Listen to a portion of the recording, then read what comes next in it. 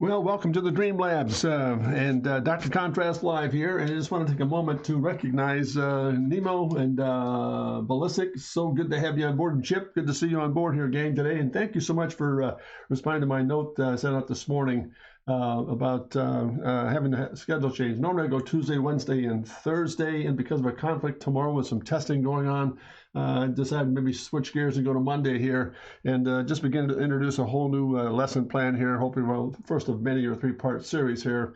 And again, thanks so much, Chip, Ballistic, and Nemo for joining forces here today. And we'll kind of get this thing started. And I think I really would like to just kind of preface the whole review here by just making this comment. There's an awful lot of conversation, and always has been a lot of conversation out there about what line weight does and what language of line can and will do. And I've been a huge proponent ever since my GM days about, and I still live it and practice it today, that there really is, when it comes down to it, there are three dimensions of line that I think are really, really critical. Hey, hi, Brett. How are you? Good to have you on board, Chief. I think today's stream is going to be the beginning of a very interesting series of lessons here that are going to move into line and how line influences what we see in terms of developing shape and form and the like. And it really comes in three dimensions. And the first dimension, I think the most important one is how to develop a form. Many of us go through the process of going through hardlining certain situations and putting down lines and forms, for example, that have to be adjusted or changed. And I think that's more than permissible. I'm not criticizing that at all. What I'm really saying here today is that when you develop a series or a triad of thinking processes, that's what we're going to open up here today, I think it'll really help to alleviate a lot of confusion and inspire a lot of confidence and begin to hopefully teach us how to see things from a very different perspective and how to begin to work and manage it and adjust what we see as we go through the process of creating what we see in our mind's eye. So the first dimension that I want to stress today is there are three dimensions that I mentioned just a moment ago.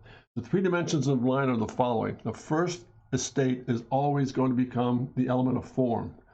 The second estate of line is going to be a real crisp piece called position. And then the third element of line will become, for example, texture. So when you put those three, when you put that triangle together, it becomes a very powerful mix or formula for creating ideas very rapidly and very securely in a very sound fashion. So let's go back to phase one here, the first estate. To me, the first estate is how to develop a form. Now, form is a line language. That's extreme. Hey, Horton, good to have you on board. How's everything? Thank you so much for joining us. Form is an element, for example, that becomes a very, very delicate thing to describe. When you develop a form, a series of shapes in concert, for example, or as form a series of ideas that come together and form a statement. Yes, that's all true. But I think the one thing I want to develop, the form we're talking about here is how to utilize the pencil, this guy right here, to develop form in such a fashion that it becomes adjustable, changeable, malleable, and above all else, correctable. And I think many of us struggle with it. I know I do. Time's gone by. Struggle with oh, that's not the right line. Oh, that doesn't look right. Oh, that's incorrect. And we struggle through that. And I think that's unnecessary when it comes down to developing a shape and a form. And again, the first estate we're going to talk about today in part one in the language of line is this, that form is the beginning of the process. Form becomes internal. Internal in the sense that it's not something that we kind of just say, okay, this is it. It's an internal process of learning back and forth, give and take. And again, I've always stated, I'm going to start an exercise here in a moment to show you, but I think what I want to demonstrate is how to really utilize what I refer to as the full weight of the lead of that pencil. It's this area right here that becomes so critical, that point right there. And we're always up on the point of something, for example, doing this as far as a gesture is concerned. We're going to teach ourselves how to hold the pencil in such a fashion that we're going to create form in a very quick, rapid fashion that develops what I refer to from a teaching point of view. I think the anthem I'd like to really stress throughout the course of the day here is this. It's going to become soft and gentle, extremely soft. In other words, so committed to being committal that we're not committing to it. In other words, we're going to develop it. We're going to see it massage. It's like, this is a lesson for me because I hate the overhand grip. Yeah, don't hate it, Brett, but learn to adjust, for example. Again, now take that pencil, and we're going to teach ourselves how to hold it in such a fashion that we're going to develop a form very quickly using the full weight. I'm going to come back again. Pulling the full weight of the lead of that pencil. In other words, being right down on the side. If I just tip that pencil up and go right there, pardon my hands here, I'm going to use the side of that pencil to develop form or a shape very quickly. You can create ideas rapidly just like that. and it becomes correctable, it becomes assurable, and it also becomes changeable. You can actually move through it very rapidly. And then the reason I want to stop here gabbing in a minute, the reason why I think form is a first estate and to really understand how it works is because once you have a form down, now the next estate, which is called position, comes into play. Now you see it. Now you can condense it and begin to work with it in terms of refining it and putting together a statement that becomes very, very powerful. That'll come in lesson 2, perhaps next week. I'm going to establish today a very good, solid foundation of how do we generate a form. Well, we do the following here. By going through the side of the pencil, we're going to look at shapes by doing this. I'm going to hold that pencil like this, the side of my hand here like that. I'm going to rotate it over and just start doing it with my index finger. Just start putting pressure down on the pencil. Look at that, nice and soft. Just the full weight of the lead of that pencil. Look how I can change pressure by coming up on my hand a little bit, by just changing the angle with my hand. For example, that, just tipping it forward, can change the pressure of what I see now. The flatter my hands are, the softer the form is. The more I begin to shift gears, I can change that pressure dramatically. Look at the variation in scale there. For example, about how to develop a form. Now, once again, it might be a little clumsy for those of us who are used to working in this format because we're so tuned to that, but by turning the hand around and changing the gesture becomes incredibly, very critical. So let's look at this. For example, if I begin to develop a form, when I use the term soft and gentle, it's going to look like this. Let's go through a series of shapes here. I'm just going to develop, notice where my hands are, back on the pencil. Some time ago, I think it was about maybe 2 streams ago, I mentioned, for example, that when you get a pencil or pen in the back of your hand like this, it's called a search mode. You're searching or seeking certain things to develop a form. When I switch gears and I go to this mode, all of a sudden I'm committing myself. I'm going to a position. I'm going to really address what I see. So let's go back to this. Hands back. I'm going to start developing a format. I'm not going to do a subject here. I'm not going to develop a subject. For example, we're going to draw a car, a vehicle, a product, etc., an interior space, whatever. I'm just going to explore combining forms. It's almost like a build up on the whole idea of putting together, for example, what we've done in the past with these geometric solids, the 5 basic solids. So, is this a grip usable on graphics tablet and for digital art in general? No, I think it's basically a pencil. You can use a brush system, I think, yes. It'll help to do the same thing for you. Brad, yes, you can use a brush system, for example, changing like an airbrush to a very soft, smooth piece. It has the same effect to it. So, but from my point of view, it's going to be basically a sketch rendering deal first. Then we can kind of convert that into a process of going into the digital phenomenon. So, hands back here. I'm going to develop some shape. Going to come back in softly. Just create a circle. Nice and soft, staying on the lead of that, just the side of that pencil all the way through. Very soft. Then come back in and tone it just a bit. Change the tone, change the pressure just a little bit, just developing that. Then coming back in again, a little softer yet. Adding a detail to it, a little more pressure to change its character. Come back in again, changing its character. Adding an element up on top here, for example, just to get an idea of what this form's going to look like. Bring it on down to a phase here and begin to change that context by coming back in. Look how we're using the side of that pencil now to develop what this shape is doing. More pressure, changing the angle. Again, there it is there. Very soft and again, very gentle. But there's the overall form coming together very quickly. When I look at form, for example, I'm sorry for being redundant here, but I want to make sure this point is taken across. My hands have not changed one iota. I'm still back here in this pencil. I'm still back here developing shape and form and just generating this whole thing and beginning to bring it out of the paper. And I made a comment earlier about what form really truly is. It's an internal process, meaning internally it sits inside the paper, and all you're doing is bringing that shape up to life and creating it very quickly. And it comes together very rapidly as a result of not overkilling, for example. You're just exploring as you go, staying on the side of that pencil, exploring as you go through this thing, and then just begin to change gears. Notice how the pressure changes, and I'm still on the side of that pencil. And all of a sudden, it magically begins out of the paper, and I see what the shape is. So you start your shadowing process as well. Yes, you do. That's the purpose of form, a shading process. For example, my light source is out here coming into this form, and I've created this form by staying on the side of that pencil very, very quietly, very softly, and very gently. Now, I think you'll be amazed, for example, we go through phase 1 here today in developing what form truly means. Then we add to it next week, for example, position. You're going to see how all of a sudden, the excitement and the power in your sketches will be undeniable. They're understandable, they're discernible, they're adjustable, and they cannot be denied. Let me stop right there. I think what I really want to stress here, through the course of time of my career, I've made a comment to several public speaking engagements Follow the following. So you start your shadowing process as well. Yes, you do. I've made this comment, and I think it's really interesting that if you're responsible, and you're also, in addition to being responsible, if you're accountable, then, for example, the product of that is undeniable. Responsibility of getting the form down. Then all of a sudden, the undeniability of its truth. And then the, for example, undeniability about your process and how you begin to see things. So it's responsible, accountable, and undeniable.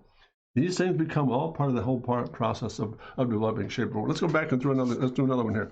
Just side of pencil. Sketch, lay it down, side of the pencil, very softly. Come back in again, rotate through it, develop the form again. Add this out here. Add another one to it. Come back in through here. And very quickly, basically, let me rotate this just for a moment, just using the side of the pencil, just to rotate in, just a nice simple pass right through the shape. Come back in again. Come out of it.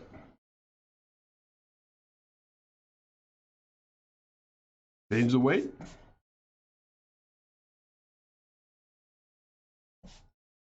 Change the weight. Detail over the top, side of the pencil, just brushing it in.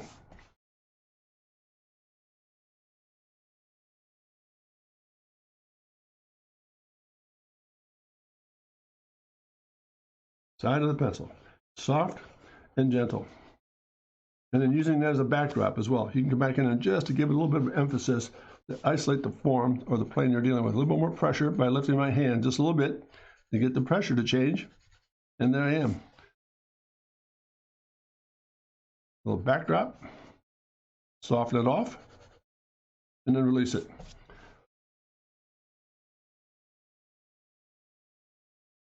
Look how that begins to tell your story.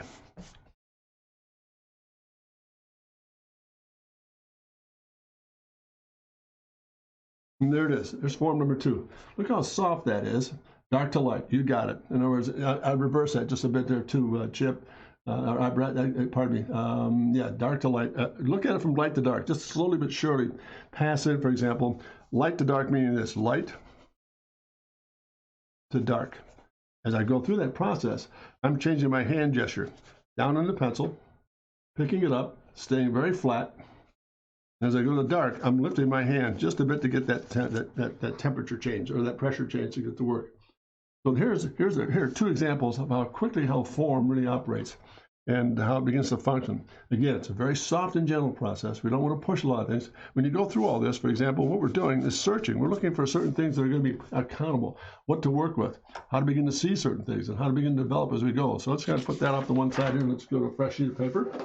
Let's add some more here as we go. Let's go back in and do the following here. Again, soft and gentle is the whole theme. Developing a form, being very soft on the side of the pencil. Coming back in again. Let's do this. Rotate, axle, side of pencil. Rotate out again. Connect the shapes. Work right through it. Staying nice and soft. Add into it. Add into it.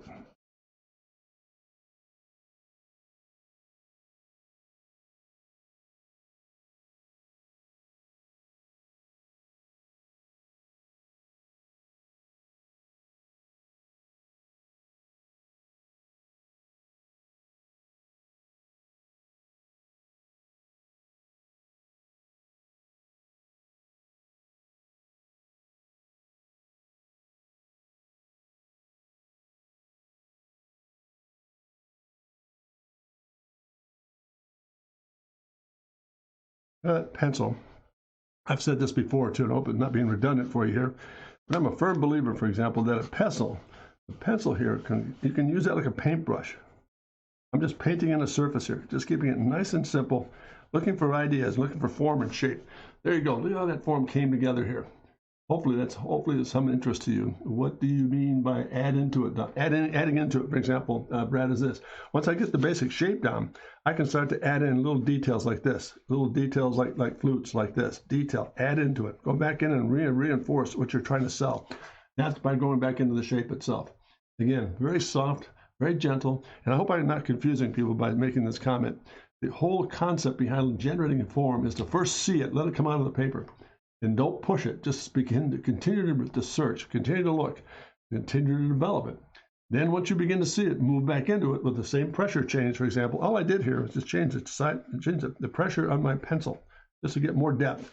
I can go back in and do this. I can add that to it and get more depth. I can add another one to it, add that and get depth to it. All of a sudden I can change the character. It will. But it hasn't cost me anything. Lanier, as always, great to say, hey, Lanier, how are you? Good to have you on board there, Chief. Thank you for joining us. So the whole process today for Linear's benefit and everybody else is to get into the first estate of generating ideas. And that first estate is always going to become form.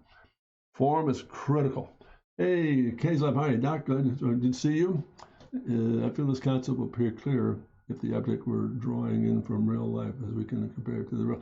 Yeah, well, again, that's a good point, Brett. But again, I don't want to get into a situation where I'm going to be drawing a product or the thing. My mission today is to hopefully get across to each one of you. Learn how to develop a form first. Keep it very fluid. Keep it extremely massageable, able to change and adjust it so you're not committing yourself to have to make that mistake and correct it. Nemo, let's see, it's like when you squint to see something emerging from the mist. Yeah, that's exactly right. It's almost like it's a development process that begins to take on a whole new life once you start to see it come together. So, Brad, back to your comment there about the concept will appear clear if the object we're drawing is from real life, so we can compare it to the real object. Yeah, that's a good analogy as well. But I don't want us to get to a place yet where you start committing hard tones and shadows.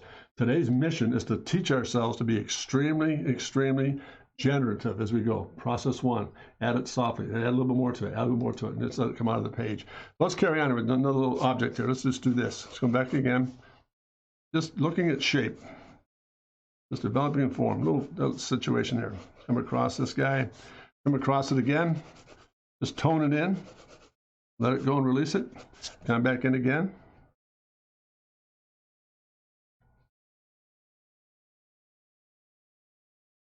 Changing pressure. A little more pressure.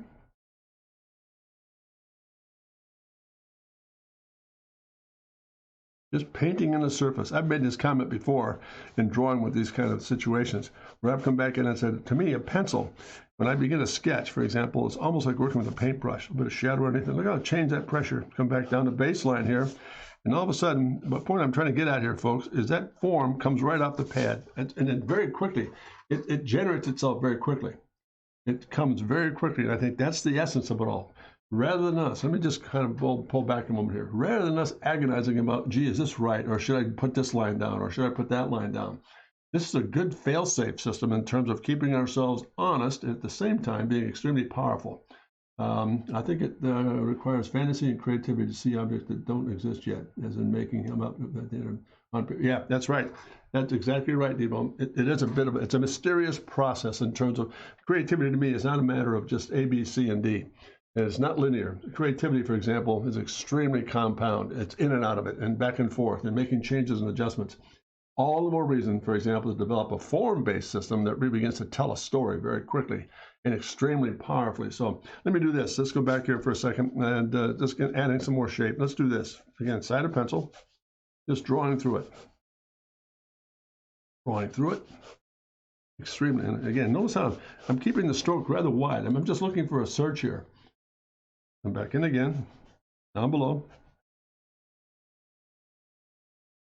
Again, look how fast that shape. Now there it is. I've created that form in space here.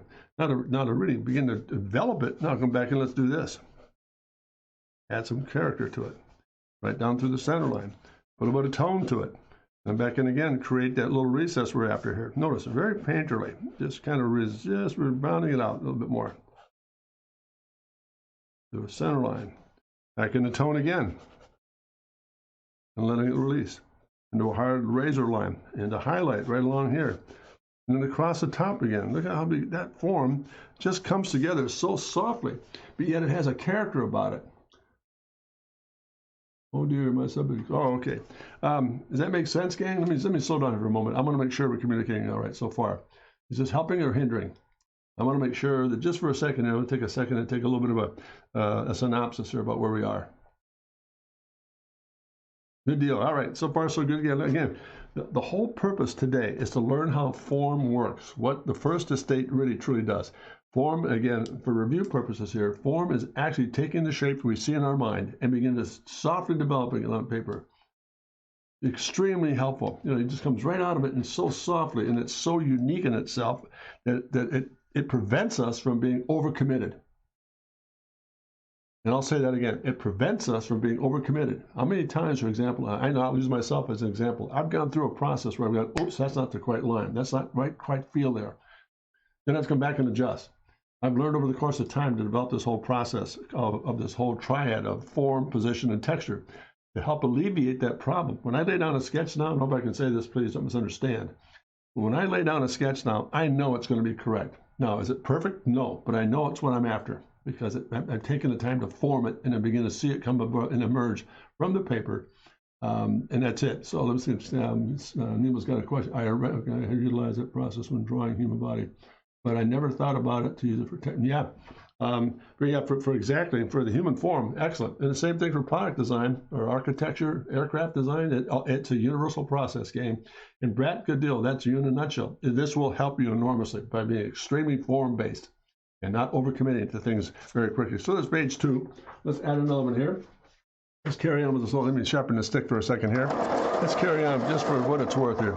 Again, coming much more melodic. Let's say we come back in again and let's do this. We come back down and say, all right, let's do this. Let's get a shape down. Very cylindrical. Just again, side of pencil. Look where my hands are. Down on that pencil, opening it up, and then adding to it. Coming around it, just creating shape, working right through it, and then adding tone to it. Again, adding tone to it. Adding into it, as I said to Brad here earlier. See how I'm doing that? Again, catching this.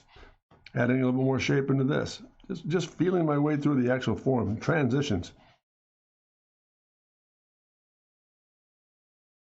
Very simple shapes, nothing really committed here yet in terms of form. Let me turn this aside for a bit, and I'm really emphasizing changing the weight and just getting enough of that down. Look at how that changed the character of that surface.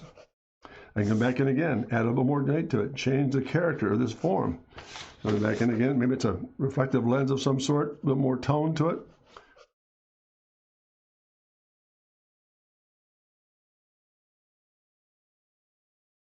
Add a little bit of detail up on top. Using again the side of that pencil just to get a little character change. Look how that worked. Very simple. Hoping that helps her, gang. So far so good. Again, form, soft and gentle, keeping it light until it's right. Pardon me. Really keeping it light until it's right. So let's go back again here and just develop another form here.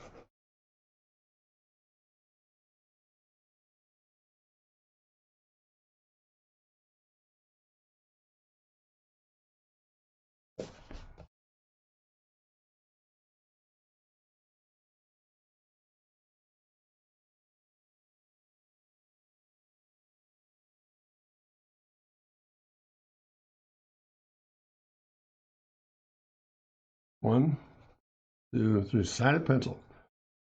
I'm using that thing just to kind of indicate shape or change it. Pardon me, that rotates a little bit, shadow deep in here. A little more weight on the pencil. And again, just a simple addition right there to get that form to read. Look at that. Look how simple that is. Yet, hopefully, I mean, that came together extremely, extremely quickly. How do you decide shadows without contours, Doc? Well, the contour will dictate the shadow. About using contours, yeah, that's right. I think it's about excuse me. It's about using contours implicitly without committing to them. Yeah, exactly correct. And you're searching again, Nemo. And again, back to you. Let's see. Back to you, Brad. It says, "How do you decide shadows throughout without contours?" I think it's a very difficult process to look at here, Brad. I think when I'm looking at contours, for example. I'm going to draw through this guy. Those contour lines are going to tell me, for example, what's happening in that shape. This is going around, it comes out to a process here, and that's going to tell me that little area right there is going to go in shadow. So those contours will help me dictate what those shadows are going to look like. Does that make sense? So contour will determine that, very much so. So in Nemo's point about using contours implicitly without committing to them, yeah, you use them but you don't imply yourself or you don't commit them to the fact until you're really finished with that's the product I'm after, that I'm really, really happy with. So form equals contours. It can, yes, it can. So that's what makes it so difficult in this business about trying to describe certain things, because they all work together. They all harmonize. So I think it's very difficult oftentimes, Brett, to kind of separate things out. And I'm not being critical of your approach here. I'm just hopefully lining things up in terms of this is what it begins to look like. The form side of what we're after here is really form-based by using shape, which is part of the geometry, and also with line and contour, so that it all begins to come together, and yet being very gentle with it, very soft, and letting it build off the page so we can see it first. Then we can commit to it. So let me just sharpen this tank for a minute here. Go back in again. Just a simple shape. Not a pencil. Draw through it. Draw through it. Come underneath it. Add a cat's eye on that thing. A little bit of a recess here. Come across it. Change its character.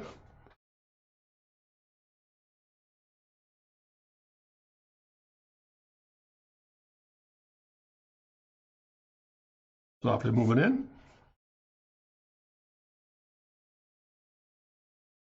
Add another little bit of detail work. Some linear pieces here. There it is, and there it is. Look how that form just comes off the page, for example, in terms of really interesting how, again, keeping it soft and gentle and being non-committal until you find out what you're after. Then you commit to it by adding more features to it here. Let's see, Gaze Lab makes sense, and sometimes you form contours with yeah, you can, with this highlights, you can do that very much so. So there's another approach to it, for example. It's going to slow it down here for a second. Let's add another page here as we go. I hope this is making sense for you, gang. So far, so good. Let me just stop for a moment and kind of take a bit of an inventory. I hope I'm communicating all right. Is this coming together for you? Do you see what the mission is? And the mission is to let form become your first estate. Learn how to be very soft with it, contour it, working with the side of the pencil. That's great, Brad. Excellent. Let it become very soft, become non-committal. Then as you move into it, for example, then you go back and add changes like texture, tone, highlight, everything that you're dealing with here. Let's go back to something a little more complicated here. Let's go back in and just do this. Side of pencil. Round line down.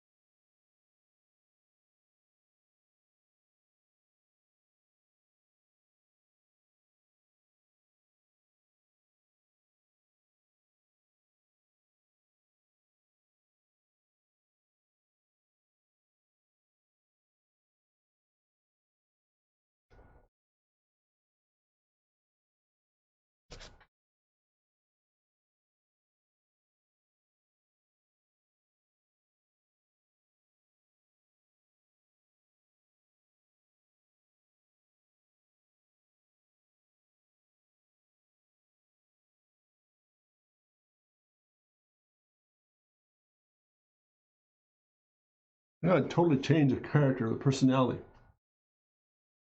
Oopsie, car time. Yeah, car time. Interesting. Again, we get from the simple, the very simple, for example, I'm not calling these simple at all, but just basic shape generation like that, for example, into something that, again, nothing changed. It's just that same set of circumstances. I'm using the side of that pencil to develop a series of forms, and it all begins to come together for us. It's just really unique in terms of how that begins to function. And it doesn't matter what the view is, for example. If you start to look at this from the point of view of saying, okay, let's do this.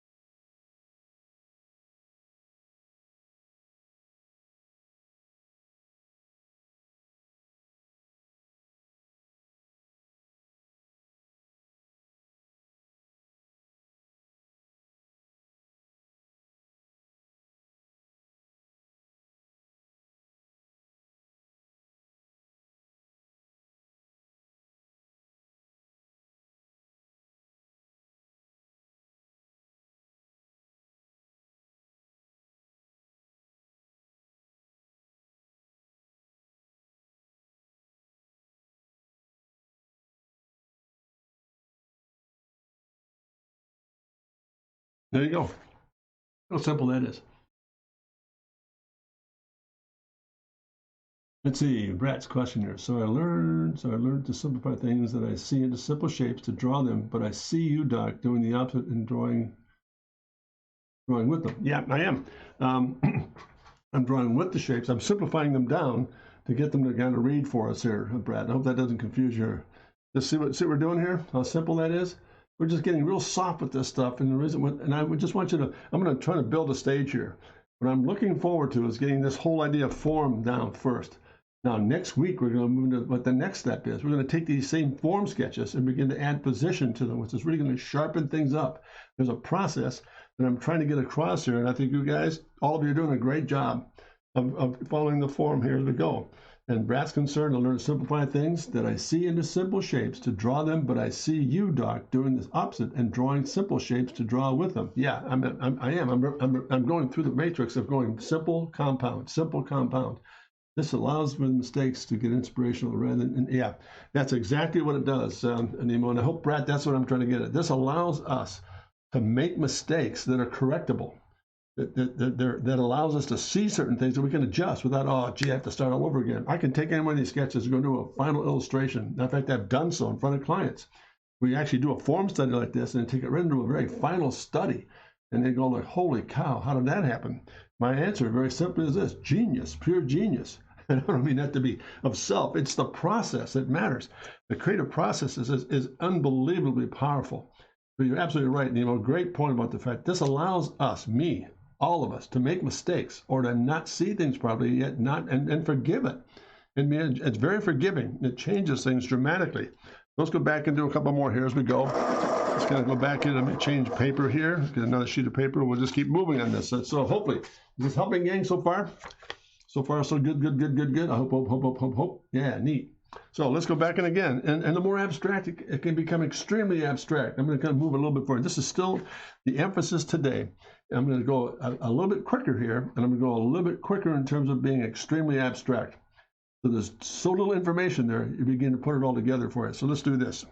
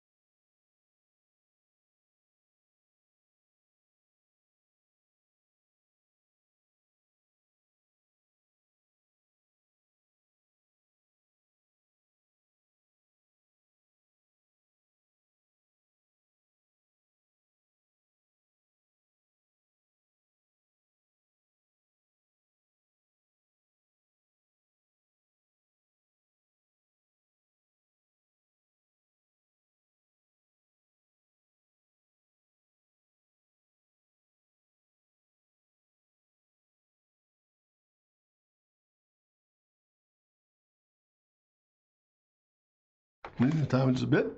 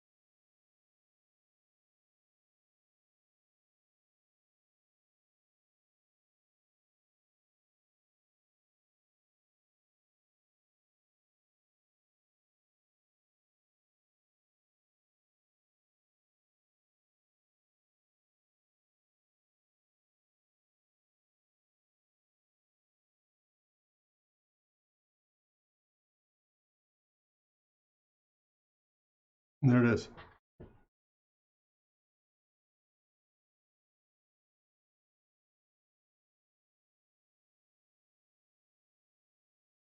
There you go. Making sense, gang? Drawing the contours and you recognize the form. Look how simple that is. I mean, pardon me, I just have to adjust this guy just a bit. Look how simple that is. But yet it describes a form. It tells me what I'm doing with my story here. And that's all I want to do is to get that point across that this guy is going to drive home what we're after in terms of developing form. That's a great example. Not the sketch, pardon me. Let me take that back. This is a prime example of what Contour can do to develop a form which creates the first state of line study.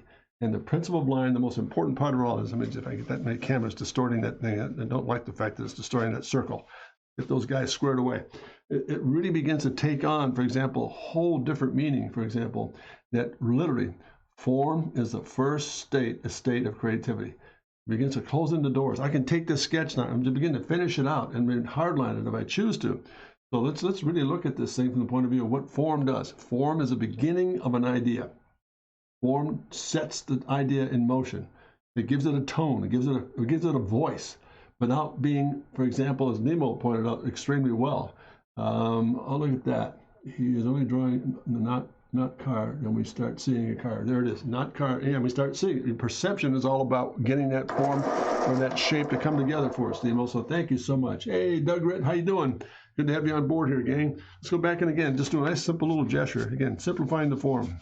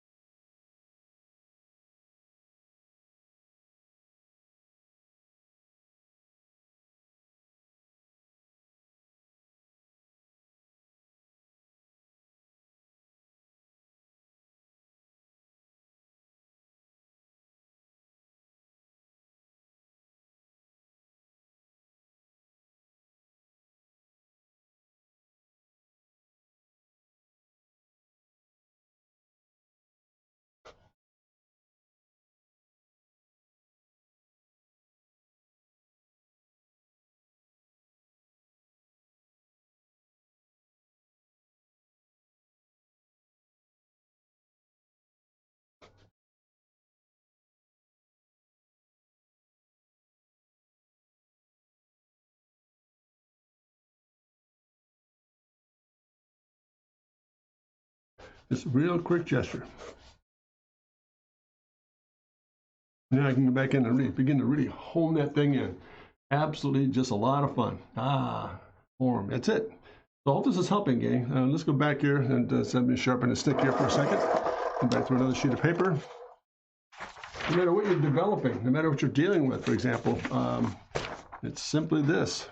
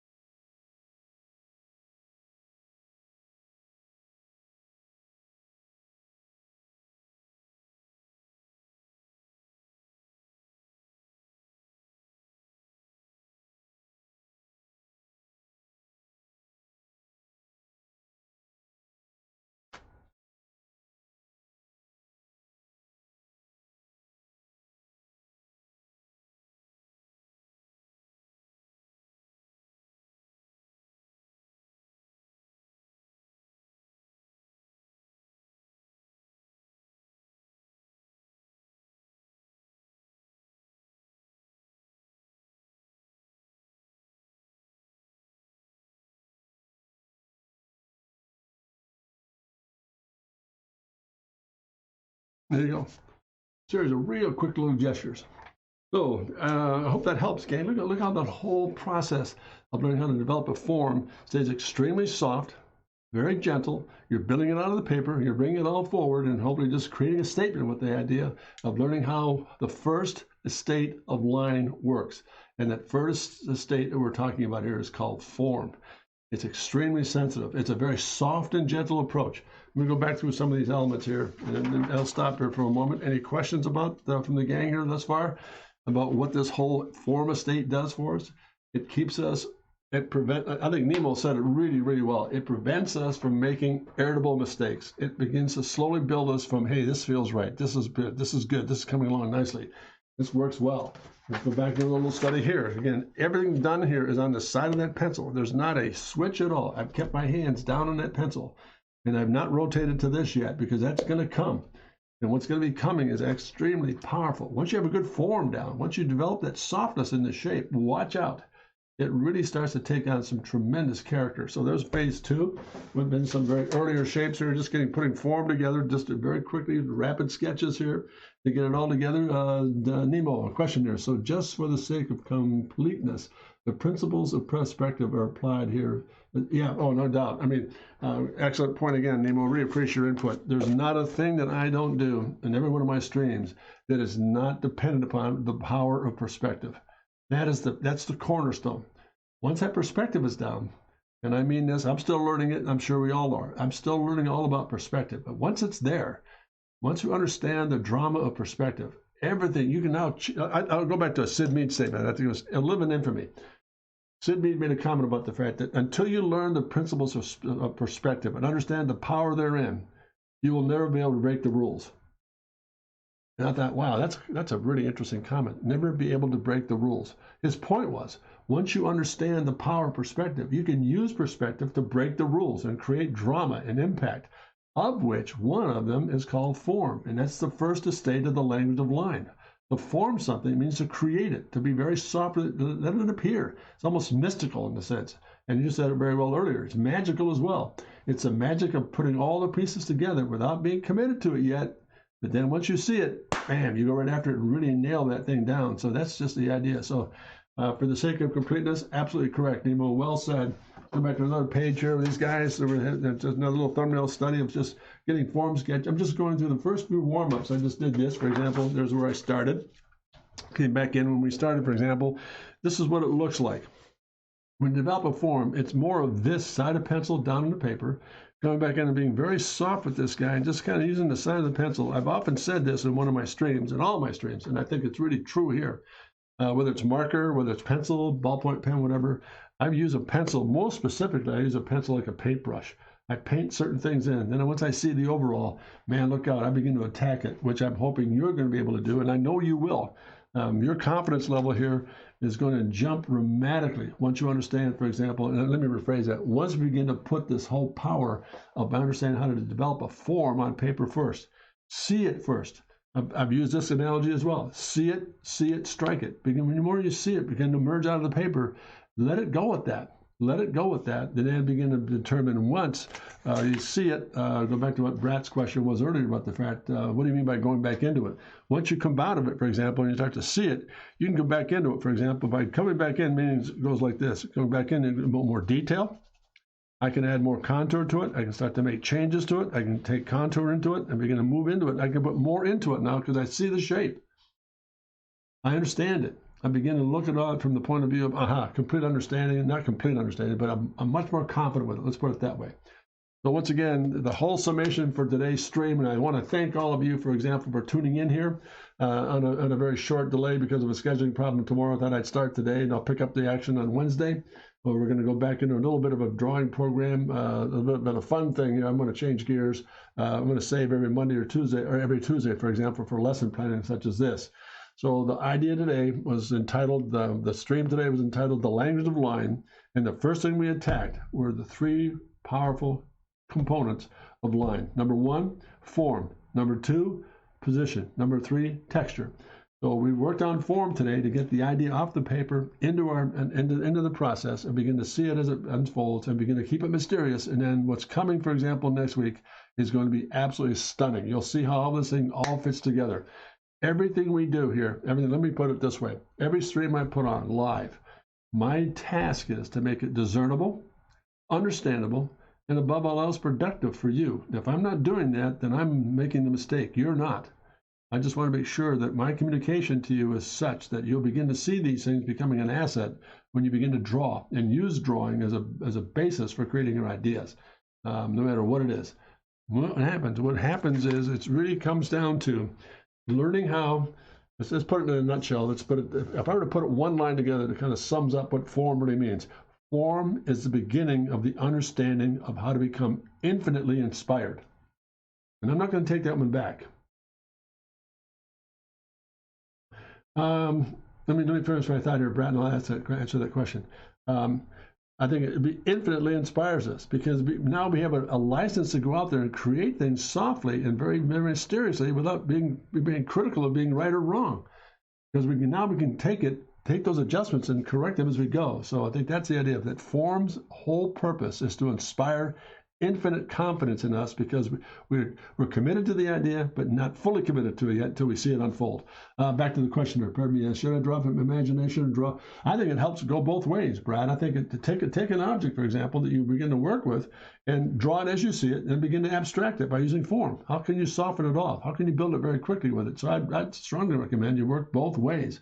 And Nemo's comment there, great lesson today. Well, thank you, Nemo. I really appreciate that. And thanks to all of you and for your input as well. It makes a big difference to Brat, Linear, Ballistic Cowboy. I hope it all has been very helpful for you to see how this whole process works. So again, in wrapping it up, this is the first estate of learning how to work with the language of line, how to develop a form using the side of the pencil, no commitment yet, but just really being really very authoritative and beginning to see things unfold as we see them from moment to moment throughout the drawing process. So all that to say, oh, by the way, too, we have now a new book on the, let's see, Linear.